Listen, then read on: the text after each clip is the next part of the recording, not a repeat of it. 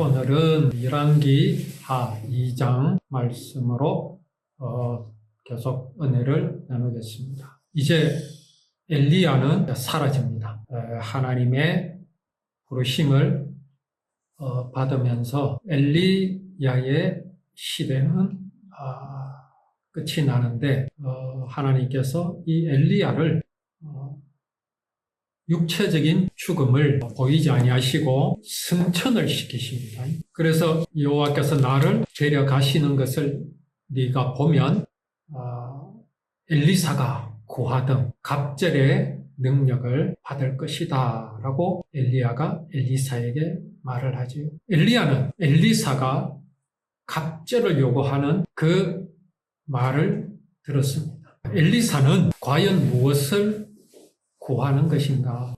엘리사가 엘리야에게 고하는 것은 엘리사를 따라다니면서 그가 보았던 것이죠. 그건 당연합니다. 무엇을 보았기에 엘리사는 엘리야에게 있는 것의 갑절을 구했는가? 과연 엘리사는 무엇을 구했는가를 우리는 놓치지 말아야 합니다.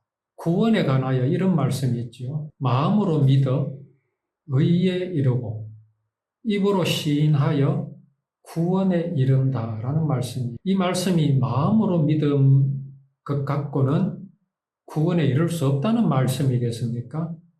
그 말씀 아닙니다. 입으로까지 시인을 해야 구원이 된다는 말씀이겠습니까? 그 말씀 아닙니다. 마음으로 믿어지면 당연히 입으로 시인이 되지요. 누구에게 자랑도 할 것이고 내 기쁨을 간증도 하게 될 것입니다. 그런 의미가 아니잖아요. 왜 입으로 시인하여야 구원에 이른다고 했겠습니까? 그 말씀은 마음으로 믿어 이미 구원을 받았지만 우리가 삶 속에서 그 구원을 온전히 누리는, 삶 속에서의 구원을 누리는 삶을 말씀하시는 겁니다. 특히나 그 말씀을 기록할 당시 이스라엘은 로마의 속국이었습니다. 예수님을 말하기만 하면 어떻게 됐습니까? 잡아 죽이는 그런 세상이었습니다. 자, 어떤 사람이 구원을 받았습니다. 그때 당시에 구원을 받았던 사람이 사울이었습니다. 다메섹 도상에서 엄청난 충격을 받았죠. 빛의 역사였습니다. 구원을 받았습니다. 마음으로 믿었습니다. 그러면 사울에게 어떤 현상이 나타나겠습니까? 정말로 갈등에 갈등을 겪던 사울이었습니다. 성경에서는 상세히 기록하지 않았지만 사울이 살기 등등해가지고 다메섹으로 가는 길이었습니다. 뭐하러 갔습니까? 뭐하러 가는 길이었습니까? 예수님을 믿는 사람들을 잡아오. 그래서 어떻게 하려고 해요? 죽이기. 사울은 그게 믿음이었습니다. 그렇게 함으로 하나님을 기쁘시게 할 수 있다고 믿었습니다. 과연 사울의 마음속에 그것만 있었을까요? 그는 수많은 기독교인들, 예수님을 마음에 영접한 구원받은 성도들을 많이 잡았습니다. 고문도 하고 죽이기까지 했습니다. 죽는 장면을 그는 목격했습니다. 그때 그는 무엇을 봤습니까? 그들이 죽어가면서 그야말로 기쁨으로 천국의 소망을 가지고 또 죽은 모습이 마치 자는 것과 같은 그 모습을 사울은 많이 봤습니다. 그런데 문제는 뭐겠습니까? 그런 저들의 모습이 자기에게는 없는 겁니다. 사울 자신에게는 없는 겁니다. 그만큼 하나님을 위한 일이라고 율법대로 살면서 율법을 지키면서 철저하게 살아가는 자신에게는 그런 구원의 확신이 없는 것을 그는 알았던 것이죠. 얼마나 갈등이 심했겠습니까? 그러니까 더욱더 열심히 예수님을 믿는 사람들, 율법을 무시하는 사람들, 안식을 지키지 않아도 된다고 하는 저자들을 죽여야 내가 구원받을 것이다. 그런데 사울에게는 그게 없었습니다. 얼마나 갈등이 심했겠습니까? 그런 가운데 하나님께서는 사울을 구원해 주셨습니다. 마음으로 믿었습니다. 그가 입으로 시인하지 않을까요? 시인이라는 게 뭐겠습니까? 입으로 시인한다는 건 뭡니까? 내 마음에 있는 것을 누군가가 들을 수 있도록 표현해내는 겁니다. 그때가 어떤 시대입니까? 사울과 같은 사람이 얼마나 많았겠습니까? 그런 가운데 사울은 입을 열었습니다. 예수가 그리스도시요 구원자이심을 전했습니다. 그래서 비로소 구원받는 겁니까? 그런 말이 아니죠. 자, 사울에게 있어서 정말 귀하고 소중하였던 것은 무엇입니까? 바로 예수 그리스도 구원입니다. 하나님의 사랑을 이루신 구원, 복음이 그에게는 그 어떤 것보다 귀했고 어떤 것보다 사랑스러웠고 어떤 것보다 능력이었습니다. 그 어떤 것도 이 사울의 이 기쁨을 물리칠 수 있는 것이 없었습니다. 엘리사가 구한 것, 바로 그런 것입니다. 내가 무엇이 있어야 내 마음이 정말 해방이 되고 내 마음이 진실로 기쁘고 내 마음이 정말 모든 것을 능히 이길 수 있는 것이 내게 무엇이겠는가? 그게 바로 엘리사가 엘리야에게 구한 것입니다.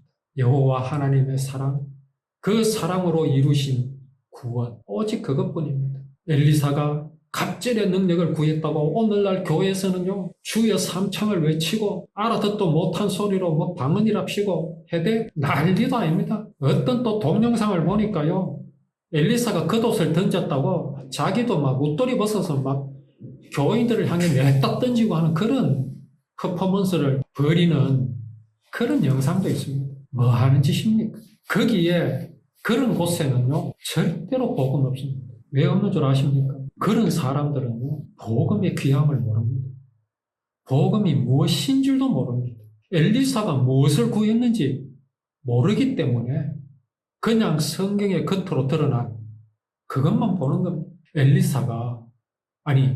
엘리야가 살아생전 이스라엘에 무엇을 전했습니까? 가문 끝에 피가 오게 한 겁니까? 무슨 능력을 보인 겁니까? 그거 아닙니다. 엘리야는 하나님을 잊어버리고 하나님을 외면하고 살아가는 그들에게 율법을 전했습니다. 율법이 뭐기 때문에 전했겠어요? 그게 바로 우리 이스라엘 백성 아브라함의 후손을 통해서 구원을 이루시기로 약속하신 말씀임을 엘리야는 전한 겁니다. 그걸 전하게 하시기 위해서 하나님께서는 그에게 그저 자그마한 능력을 주신 겁니다. 워낙 사람이 미련하여서 뭐가 일어난 걸 눈으로 목격하지 못하면 워낙에 안 믿으니까 그런 거 잠시 보여주신 것뿐이지요. 그게 엘리야의 일이었습니다. 그럼 엘리사는 뭘 받겠습니까? 스승이 막 어떤 이적을 막 행하는 그것 받겠습니까? 아닙니다. 예수님께서 변화산에 올라가셨죠. 예수님이 변화하셨습니다. 누가 봤습니까? 예수님의 제자 베드로가 봤습니다. 대부분 베드로가 뭐라고 말합니까? 주여, 우리 여기다가 초막셋을 짓고 하나는 주님을 위하고 하나님은 엘리야를 위하고 하나는 우리들을 위해서 여기 초막셋을 짓고 우리가 여기 삽시다. 베드로는 무엇을 봤습니까? 잘못 본 겁니다. 그게 아니잖아요. 그래서 엘리사는 진실로 갑절을 구했다는 것은 엘리야가 전했던 그 복음, 율법은 법이 아니라 하나님의 언약이고 하나님은 그 언약을 반드시 이루실 것을 전하는 이스라엘에 외치는 그 복음을 스승인 엘리야보다 더 능력 있게 전가할 수 있는 그 사모하는 마음을 지금 우리는 여기에서 볼 수가 있습니다. 이제 엘리야는 엘리사 곁을 떠납니다. 하나님의 부르심을 받고 이제 떠나는 순간입니다. 엘리야와 엘리사가 이제 길을 걸어가면서 서로 이야기를 하고 있을 때 불전차와 불말들이 나타나서 두 사람을 갈라놓았습니다. 왜 갈라놓았을까요? 같이 올라가면 되잖아요. 같이 올라가면 아무 의미가 없습니다. 무슨 의미가 있습니까? 엘리야가 하늘로 올라간 것, 나와 무슨 상관이 있습니까? 엘리야와 엘리사가 하늘로 올라간 것, 나와 무슨 상관이 있습니까? 아무 상관없습니다. 그게 뭐 그리 중요합니까? 왜 엘리야와 엘리사를 갈라놓으셨습니까? 하나님은 엘리사를 통해서 엘리야가 복음을 전했던 갑절의 능력으로 복음을 전하게 하시기 위해서 둘을 갈라놓으신 겁니다. 엘리사는 그렇게 되지 않기를 원했겠지. 그러나 하나님의 마음은 그게 아닙니다. 엘리야는 불러가시고 엘리사를 남겨두시는 것이 하나님의 뜻입니다. 엘리사가 그 모습을 보고 외치지요. 내 아버지여, 내 아버지여, 이스라엘의 전차와 기병. 그러던 사이에 엘리야는 다시 보이지 않았습니다. 엘리사가 슬퍼했다고 성경에 기록되어 있습니다. 당연히 슬프지요. 그렇게 의지하던 스승이 눈앞에서 사라졌으니까 말입니다. 너무나 슬퍼서 자기 옷을 2조각으로 찢어버렸습니다. 자기 겉옷을 찢어버렸습니다. 이게 이제 유대의 문화인데 우리는 이해를 잘 할 수가 없지요. 그 사막에서 살아가는 사람에게 겉옷은 굉장히 중요합니다. 그거는 이불도 되고요. 옷도 되고요. 그 한밤중 추운 그 밤중에 덮는 이불입니다. 집이 되기도 합니다. 또 자신을 나타내는 그 실수도 있습니다. 그런데 그것을 찢어버렸어요. 그것을 찢어버리고 누구 거를 취했습니까? 엘리사는 엘리야가 떨어뜨린 그에게 준 겉옷을 주워들었습니다. 입었습니다. 그리고 다시 이제 돌아가서 요단 강가에 섰습니다. 엘리사가 엘리야의 옷으로 요단강을 칩니다. 치니까 강물이 양쪽으로 갈라졌습니다. 우리가 이것만 탁 떼놓고 보면 사실은 아무 의미 없습니다. 그게 뭐 그리 중요합니까? 중요할 것 하나도 없습니다. 그러나 엘리사에게 이것이 중요한 이유가 뭐겠습니까? 무엇이 증명이 되는 겁니까? 그가 요구하였던 바가 증명이 되는 겁니다. 요단강이 안 갈라지면 어떻습니까? 그래요. 요단강이 갈라졌다 합시다. 아니, 갈라졌습니다. 그것으로 끝난다면 엘리사는 아무것도 아닙니다. 그렇지 않습니까? 예수님이 동정녀의 몸에서 나셨지요? 처녀의 몸에서 나셨습니다. 그게 무슨 탄생의 신화를 보여주려고 하는 겁니까? 예수님이 동정녀의 몸에서 나셨어요. 그게 나와 아무 상관없습니까? 아닙니다. 왜 그렇게 하셨습니까?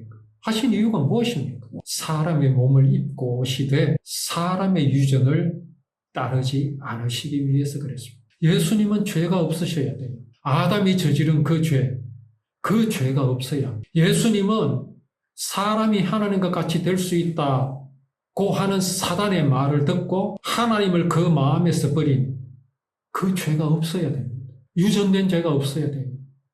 그래서 하나님께서는 예수님을 이 땅에 보내시되 사람과는 상관이 없는, 죄와는 상관이 없는 몸으로 보내시기 위해서. 그래야 어떻게 할 수 있습니까? 나의 죄를, 사람의 죄를 그에게 담당시킬 수 있고 예수님은 담당하실 수 있기 때문에 그렇습니다. 그냥 무슨 신비를 보여주시기 위해서 그런 거 아닙니다. 오늘 여기 엘리야가 겉옷을 엘리사에게 던졌습니다.